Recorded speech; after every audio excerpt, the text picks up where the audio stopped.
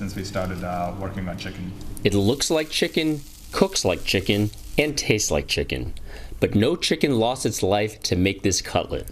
Memphis Meats is one of a growing number of startups worldwide that are producing meat from cells, which doesn't require slaughtering animals. They want to bring cell-based or cultured meat to your dinner table. Yeah.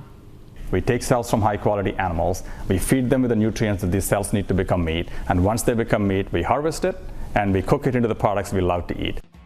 In addition to chicken, deep fried in this demo, Memphis Meats has also made cell-grown duck and beef meatballs.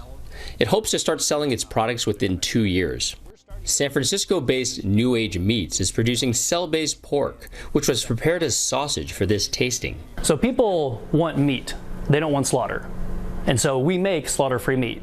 And we know there's a massive market for that people that want delicious meat that doesn't require animal slaughter. But these startups face some significant challenges to bringing cultured meat from the lab to the marketplace. They must win approval from government regulators, assuring consumers that their products are safe to eat.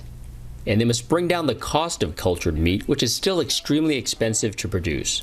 New Age Meats is developing a new type of bioreactor to produce cell-grown meat at an industrial scale.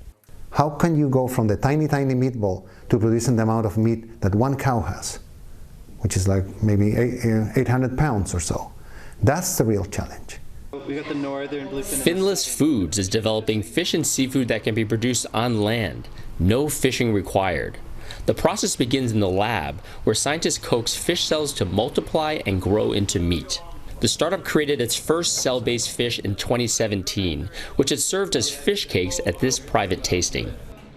It's focused on producing a cell-based version of bluefin tuna, which is overfished and contains high levels of mercury. The ocean is a very fragile ecosystem, and we are really driving it to the brink of collapse. And so we think by moving human consumption of seafood out of the ocean and onto land and creating it in this cleaner way, we can basically do something that's better for everybody.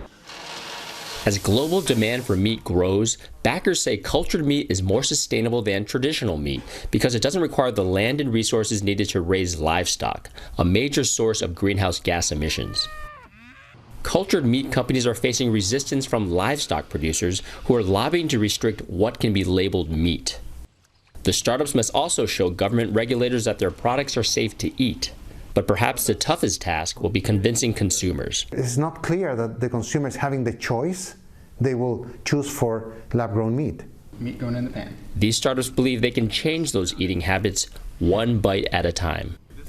Terry Che, Associated Press, Emeryville, California.